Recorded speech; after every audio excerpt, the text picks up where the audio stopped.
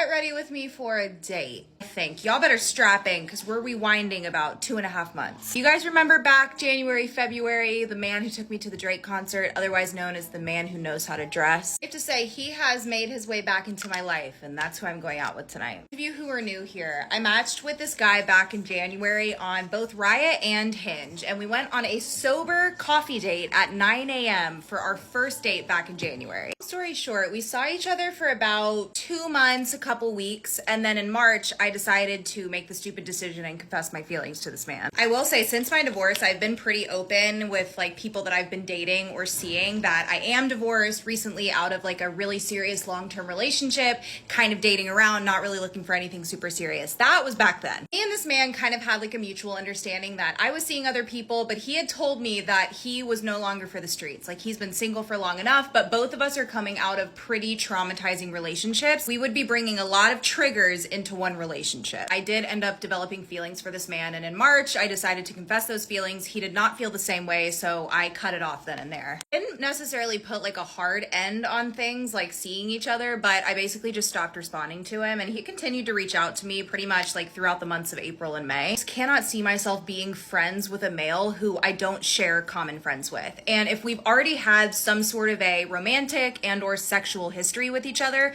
I can't just boom be friends with you again, or friends with you in general if we didn't actually start as friends. Nonetheless, he continued to reach out to me, and in June he texted me something that is like probably one of the most mature, meaningful things a man has ever said to me. The thing I want to point out about this man is that he is the only male who has ever like fully supported my career. I've been very open with him about my insecurities, about what I do for a living coming out of my past relationship and how my ex made me feel. He has let me know he watches every single one of my TikToks. No joke, I told him that I was divorced on the second date, and he told me he already knew because he had watched my TikToks. I'll say we've had a pretty open friendship and relationship since we started seeing each other. He expressed to me that he was in therapy starting in the beginning of the new year. Like, it was one of his resolutions to kind of get past the trauma that he was bringing out of his past relationship and see a therapist. At that time, he had only been to like one session. Given my ex had literally lied to me about going to therapy, I was pretty impressed off the jump that this man was like open about the fact that he was seeing a therapist about his problems. At the same time, he had only been to one session, so like, whoop-de-doo, you've got a lot more to do. Fast forward to June, after me basically ignoring him for 3 months, essentially, he reached out to me and said he is reaching out not to get back together or start anything, but he needs to give credit where credit is due. And what I'm about to say next is,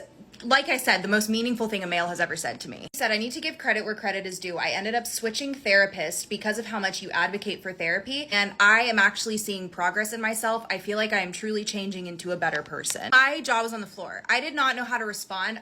There's something so attractive about a man being vulnerable and admitting that he has weaknesses. Especially when he reached out to me in June, I had already decided that I was moving to New York in September, so we only had a couple more months, and at that point, like, my romantic feelings for him, I had moved on from. You know what? There was no denying that him and I have chemistry and we have a good time when we're together. And like, a girl's got needs, okay? So we had kind of decided to make like an informal agreement to be friends with benefits. Y'all are gonna be mad, but I'm gonna spare you the details because my grandma does follow me and she watches all of my TikToks. I love you so much, Grandma. But essentially, the benefits were nowhere in sight, okay? We were just friends. This is where it gets confusing because does he spend the night on a weekly basis? Yeah. Do we cuddle? Yeah. Does he kiss me affectionately? Yeah. On the mouth? No. Do we do anything beyond that?